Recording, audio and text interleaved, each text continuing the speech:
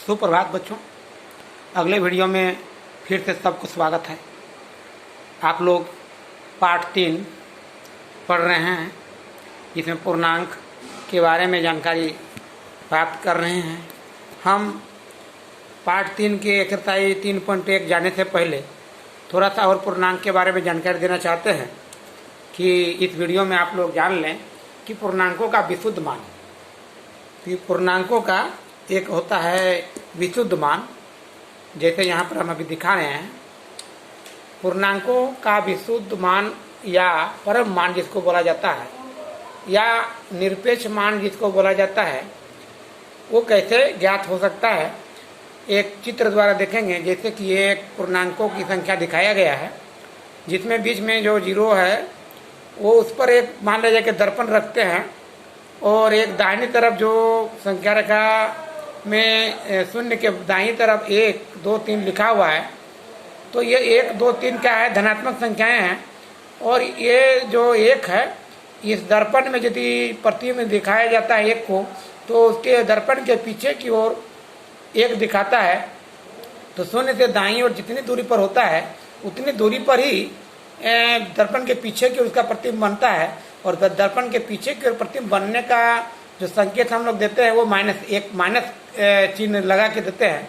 लेकिन उसका जो दूरी होता है शून्य से, वो सिर्फ 1 के बराबर होता है। जैसे कहने का मतलब है कि हम परम मान ज्ञात करेंगे -1 का, -2 का, इस तरह देखेंगे। जैसे -1 का निरपेक्ष मान बराबर इस प्रकार चिन्ह देते हैं, मोड के जैसा, और बीच में -1 देते हैं, तो उसका जो माइनस चिन्ह होता है वो हट जाता है और वो एक पूर्ण संख्या में बदल जाता है, जो 1 हो जाता है, उसका मान 1 हो जाता है। ठीक उसी प्रकार -2 का निरपेक्ष मान जो होता है वो -2 का मोड के साथ जो है बराबर 2 हो जाता है। तो ये क्या है कि 2 का प्रतिबिंब बना है -2, और -2 का मतलब हम क्या कितना दूरी समझते हैं, 2 के बराबर हुआ है, 2 के वो बराबर है। उसको यदि पूर्ण संख्या में बदल देंगे, किसी भी ऋणात्मक संख्या को यदि उसको पूर्ण संख्या में बदल दें, यानी ऋण चिन्ह हटा दें, तो जो संख्या प्राप्त होगा वह उस संख्या का निरपेक्ष मान कहलाता है। तो ये निरपेक्ष मान हुआ, जिसको परम मान भी कहा जाता है। यदि परीक्षा में आए कि परम मान ज्ञात करें, या यदि आए कि विशुद्ध मान ज्ञात करें, तो निरपेक्ष मान जो अभी हम यहाँ ज्ञात किए हैं वही ज्ञात कर देंगे, उस संख्या का वही जो है विशुद्ध मान होगा। जैसे उदाहरण के लिए अब धनात्मक संख्या का भी पूर्ण संख्या में बदलते हैं। मान लीजिए +2 है, तो +2 का निरपेक्ष मान जो होगा मोड +2 यानी +2 के बराबर ही होगा।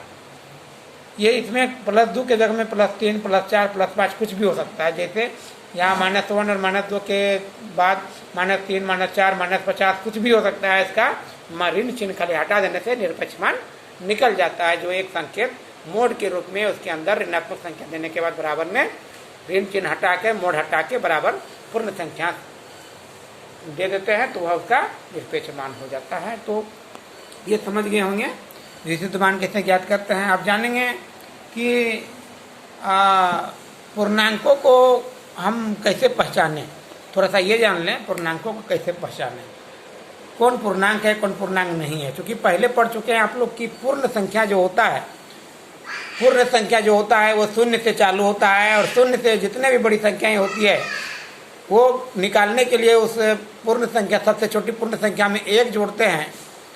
प्राकृत संख्याओं को जोड़ने पर, 0 में प्राकृत संख्याओं को जोड़ने पर जो संख्या प्राप्त होती है वह संख्या जो है पूर्णांक होगी।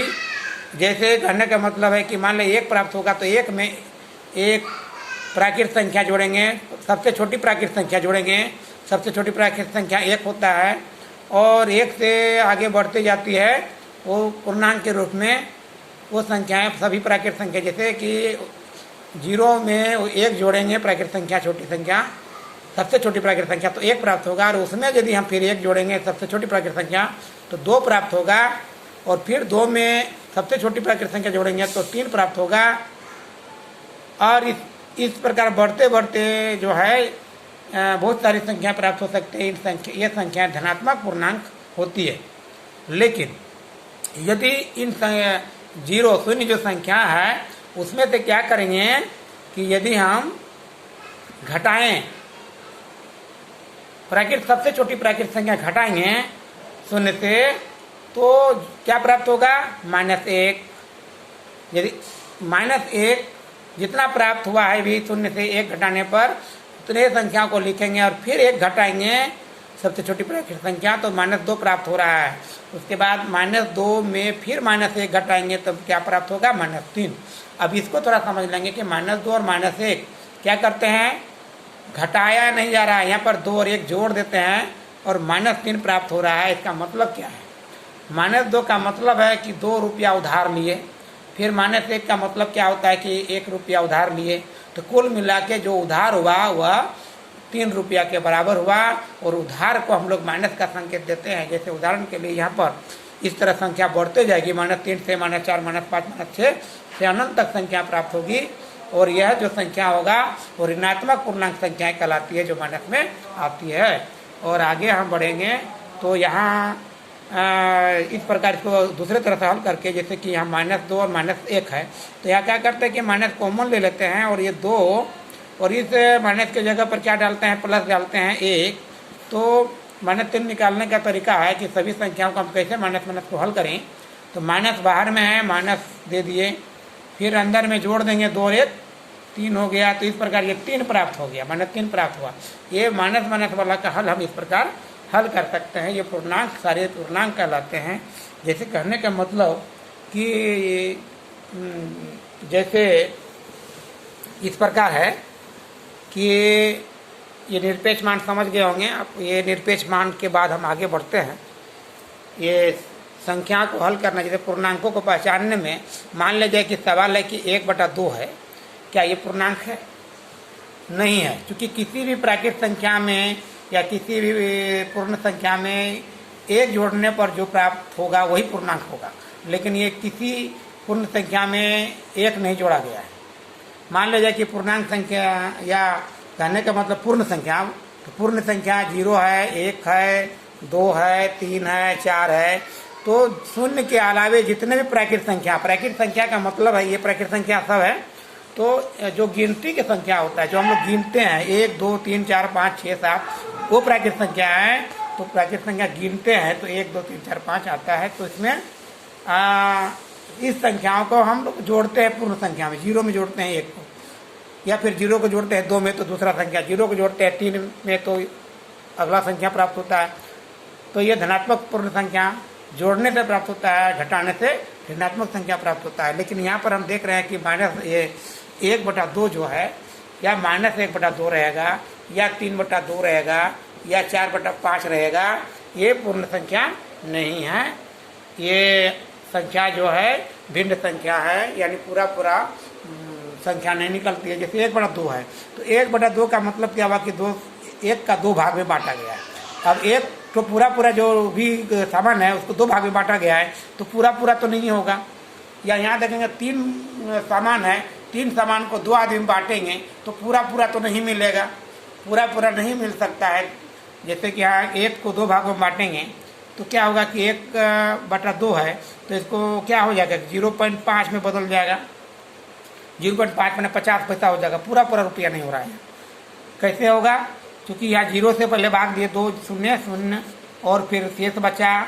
अब चूँकि 1 के बाद 1 है तो 1 के बाद कितना पैसा है, 1 के बाद 0 पैसा है, 1 के बाद 0 पैसा है। तो ये 0.1 के पूरा रुपया हो गया। अब पॉइंट के बाद जो पैसा है वो पॉइंट यहाँ भागफल में चला जाता है और ये 0 नीचे आता है। तो अब फिर भाग देते हैं कि 2 × 10 होता है। तो यहाँ क्या निकल गया, 0 निकल गया। शेषफल घटाने के बाद निकलता है वो 0, वो खत्म हो जाता है। यानी यहाँ भी भाग दे सकते हैं आप कि 2 0 से फिर 0 में भाग देंगे तो फिर 0 ही आएगा घटाने पर। तो यहाँ 0.50 बोलते हैं इसको, 0.50 नहीं बोलते हैं, 0.50 ये कहलाता है जो पूर्णांक नहीं है, पूरा अंक नहीं प्राप्त हुआ। 5 तो अंक पूरा अंक है, लेकिन यह दशमलव पड़ गया। इसलिए दशमलव क्या बताता है कि वो संख्या को भाग दिया गया है, बांटा गया है, उसको हिस्सा बनाया गया, हिस्सा में कई हिस्सा में 2 हिस्सा में तोड़ दिया गया। ठीक उसी प्रकार यहाँ देखें 2 हिस्सा में तोड़ा जाता है 3 को, तो कितना प्राप्त होगा? 1.5 प्राप्त होगा। 4 को 5 हिस्सा में बांटेंगे तो क्या होगा? 0.8 प्राप्त होगा। तो इस प्रकार आप यह भाग दे के देखेंगे तो 0 पॉइंट जहाँ आ गया 0 पॉइंट में बदल गया। भाग दे के देखिएगा, 4 है तो 5 से भाग देंगे तो पहले 0 से गया 4 आया, 4.00 समझेंगे तो उसके बाद यहाँ पॉइंट आ जाएगा भागफल में, फिर 0 यहाँ आ जाता है और 5 8 40 हो गया। 40 को 5 भाग में बांटे तो यहाँ 8 से गया और ये 0.8 और यहाँ 0 बचा। उसके आगे भी 0 से एक बार डिवाइड कर दीजिए, फिर यहाँ 0 बचा यानी यह है ख़त्म कर दीजिए और ये 0.80 यानी 0.80 पैसा आया। पूरा रुपया नहीं पहुँचा, इसलिए 4/5 भी पूर्णांक नहीं है। तो यहाँ यह पूर्ण भी नहीं है, पूर्ण संख्या भी नहीं है। तो कहने का मतलब है कि मान लीजिए कि एक संख्या हम दे रहे हैं कि 8/2 पूर्णांक है कि नहीं है, 8/2 पूर्णांक है कि नहीं है, तो इसके लिए भी भाग दे के देखिएगा। मान लीजिए कि 2 से भाग दे दीजिएगा 8 में, तो क्या हो जाएगा? 2 चौके 8 कट जाता है, 0 हो गया, खत्म हो गया। यहाँ 4 बच गया, सिर्फ 4 यानी 4 एक पूर्णांक है। तो कभी कभी होता क्या है कि 8/2 देगा, बोलेगा कि पूर्णांक है कि नहीं है, तो ये पूर्णांक हो जाता है। करने का मतलब इसका सवाल ऐसे दे सकते हैं, जैसे देखेंगे कि मान लीजिए कि ये पूर्णांक को पहचाने, देखिए आपका पूर्णांकों को पहचाने। पहला आंसर दिया है 3/4, दूसरा दिया है 2/5, तीसरा दिया है 4/2 और चौथा दिया है नॉन ऑफ दिस, इनमें से कोई नहीं, यहाँ लिखेंगे, साफ साफ लिख देते हैं, इनमें से कोई नहीं। तो कहने का मतलब है कि यहाँ आंसर चुनना है। 3/4 को चुनिए, भाग देके 4 से 3 भाग देके दशमलव में आएगा, समझे कि नहीं होगा, ये नहीं होगा। 2/5 में भी पूरा भाग नहीं लगेगा, 5 से 2 में भी नहीं होगा। यहाँ देखेंगे 4 में 2 से भाग लगता है, पूरा लगता है, तो ये पूर्णांक होगा। तो ये 2 दूना 4 यानी 2 ये पूर्णांक है, ये होगा, सही होगा। इनमें से कोई नहीं, जब निकल गया कि 2 होगा। अच्छा, ये बट्टा में लिख दिया है, वो छकाने के लिए देता है। ये और भी तरह से मान लीजिए कि सॉलिड आप जान रहे हैं कि पूर्णांक जो होता है वो पूरा अंक 2 दिया रहेगा तब तो ये 2 होगा ही होगा, लेकिन बट्टा के रूप में सब दे देता है तो समझने में बच्चों को दिक्कत होता है। इसलिए सभी बच्चे इस प्रकार पूर्णांकों को जान गए होंगे।